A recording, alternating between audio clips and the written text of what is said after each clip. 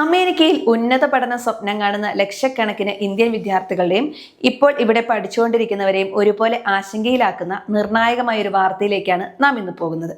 American student visa നിയമങ്ങളിൽ പതിറ്റാണ്ടുകളായി നിലനിന്നിരുന്ന ഒരു വലിയ ഇളവ് പിൻവലിക്കാൻ ട്രംപ് ഭരണകൂടം ഇപ്പോൾ അന്തിമ തീരുമാനത്തിലേക്ക് നീങ്ങുകയാണ്. ഡ്യൂറേഷൻ ഓഫ് സ്റ്റാറ്റസ് എന്ന് വിളിക്കപ്പെടുന്ന വിദ്യാർത്ഥികൾക്ക് അവരുടെ പഠനം കഴിയുന്നതുവരെ US തുടരാൻ അനുവാദം നൽകുന്ന രീതി അവസാനിപ്പിക്കാനാണ് നീക്കം. പകരം ഓരോ നിശ്ചിത കാലയളവിലും വിസ പുതുക്കേണ്ടി വരുന്ന ഫിക്സഡ് പീരീഡ് സമ്പ്രദായം നടപ്പിലാക്കാൻ പോവുകയാണ്. എന്താണ് ഈ മാറ്റം? ഇത് ഇന്ത്യൻ വിദ്യാർത്ഥികളെ എങ്ങനെ ബാധിക്കും? എന്തുകൊണ്ടാണ് ഇതിനെതിരെ വലിയ പ്രതിഷേധമുയരുന്നത്? ഇതിന്റെ പിന്നിലെ കാരണങ്ങൾ അറിയാം. ആദ്യം നമുക്ക് നിലവിലെ സാഹചര്യം എന്താണെന്ന് നോക്കാം.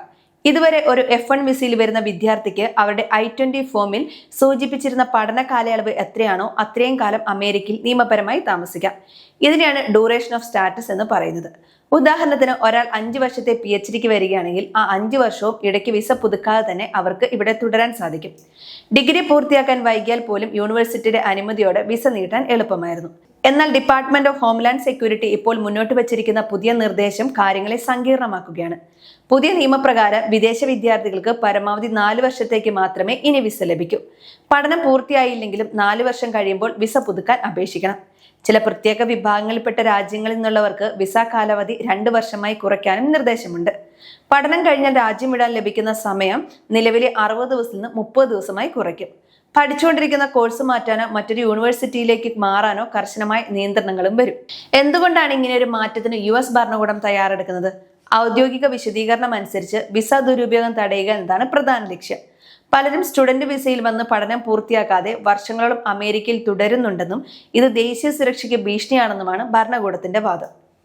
വിദ്യാർത്ഥികൾ കൃത്യമായി പഠിക്കുന്നുണ്ടോ എന്ന് പരിശോധിക്കാനും ഓരോ 4 വർഷം കൂടുമ്പോഴും അവരെ ഇമിഗ്രേഷൻ ഉദ്യോഗസ്ഥർ മുഖേന വീണ്ടും സ്ക്രീൻ ചെയ്യാനും ഈ മാറ്റം സഹായിക്കുമെന്ന് DHS അവകാശപ്പെടുന്നു.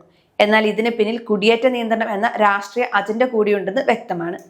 ഈ മാറ്റം ഏറ്റവും കൂടുതൽ ബാധിക്കുന്നത് ഇന്ത്യൻ വിദ്യാർത്ഥികളെയാണ്. നിലവിൽ ചൈന കഴിഞ്ഞാൽ US ഏറ്റവും കൂടുതൽ വിദ്യാർത്ഥികളുള്ളത് ഇന്ത്യയിൽ നിന്നാണ്. ഏകദേശം 2.5 ലക്ഷത്തിലധികം ഇന്ത്യൻ വിദ്യാർത്ഥികൾ ഇപ്പോൾ അമേരിക്കയിലുണ്ട്. വിദ്യാർത്ഥികളുടെ പ്രധാന ആശങ്കകൾ എന്തൊക്കെയാണെന്ന് ഇനി ഞാൻ പറയാം. 4 വർഷം കഴിയുമ്പോൾ വിസ പുതുക്കാൻ അപേക്ഷിക്കുമ്പോൾ US citizenship and immigration services അത് നിരസിച്ചാൽ വിദ്യാർത്ഥികൾക്ക് പഠനം പാതി വഴിയിൽ ഉപേക്ഷിക്കേണ്ടി വരും. ഓരോ തവണ വിസ പുതുക്കുമ്പോഴും വലിയ തുക ഫീസായി നൽകേണ്ടി വരും. സാധാരണക്കാരായ വിദ്യാർത്ഥികൾക്ക് ഇത് വലിയ സാമ്പത്തിക ഭാരമാകും. ഒരു PhD പൂർത്തിയാക്കാൻ സാധാരണയായി 5 മുതൽ 7 വർഷം വരെ എടുത്തേക്കാം. ഇത്തരം വിദ്യാർത്ഥികൾക്ക് 4 വർഷം കഴിഞ്ഞ് വിസ നീട്ടി കിട്ടുമോ എന്ന പേടി ഇപ്പോൾ തന്നെ തുടങ്ങിക്കഴിഞ്ഞു. പഠനശേഷം ജോലി ചെയ്യാൻ ലഭിക്കുന്ന OPT അവസരങ്ങളും ഈ പുതിയ നിയമം പരോക്ഷമായി ബാധിക്കാൻ സാധ്യതയുണ്ട്. 30 ദിവസത്തെ ഗ്രേസ് പീരീഡിനുള്ളിൽ പുതിയ സ്റ്റാറ്റസിലേക്ക് മാറാൻ പറ്റിയില്ലെങ്കിൽ വിദ്യാർത്ഥികൾ ഉടൻ തന്നെ രാജ്യം വിടേണ്ടി വരും.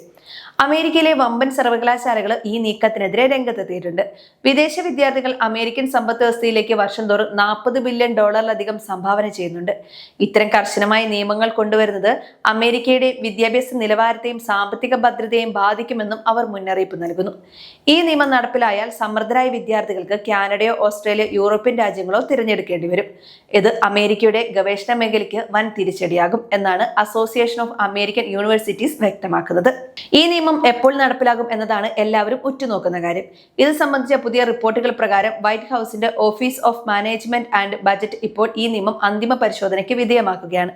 കഴിഞ്ഞ വർഷം ഓഗസ്റ്റിലാണ് ഇതിന്റെ കരട് നിർദ്ദേശം പുറത്തിറങ്ങിയത്.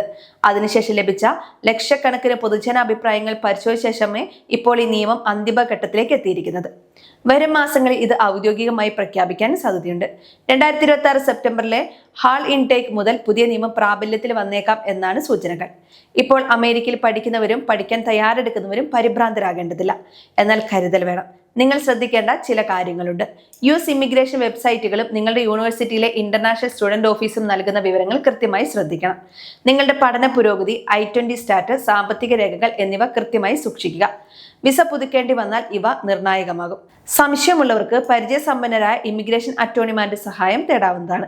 അമേരിക്കൻ നിയമങ്ങളിൽ എപ്പോൾ വേണമെങ്കിലും മാറ്റങ്ങൾ വരാം എന്നതിനാൽ പഠനത്തിന് ശേഷമുള്ള നിങ്ങളുടെ കരിയർ പ്ലാനുകൾ കുറച്ചുകൂടി വഴക്കമുള്ളതാക്കുക എന്നതും പ്രധാനമാണ്. അമേരിക്ക എന്നും സ്വപ്നങ്ങളുടെ നാടാണ്. എന്നാൽ ആ സ്വപ്നത്തിലേക്കുള്ള വാതിലുകൾ ഇപ്പോൾ കുറച്ചുകൂടി ഇടുങ്ങിയിരിക്കുകയാണ്. ഡ്യൂറേഷൻ ഓഫ് സ്റ്റാറ്റസ് നിർത്തലാക്കുന്നത് വെറുമൊരു നിയമമാറ്റം മാത്രമല്ല, മറിച്ച് വരാനിരിക്കുന്ന കടുത്ത കുടിയേറ്റ നയങ്ങളുടെ സൂചന കൂടിയാണ്. ഈ നിയമം അന്തിമമായി എങ്ങനെ പുറത്തിറങ്ങും എന്നതിനെക്കുറിച്ച് കൂടുതൽ വിവരങ്ങളും ലഭിക്കേണ്ടതുണ്ട്. എങ്കിലും അമേരിക്കൻ വിദ്യാഭ്യാസം ലക്ഷ്യമിടുന്നവർ ഈ പുതിയ യാഥാർത്ഥ്യങ്ങളുമായി പൊരുത്തപ്പെടാൻ തയ്യാറെടുക്കണം.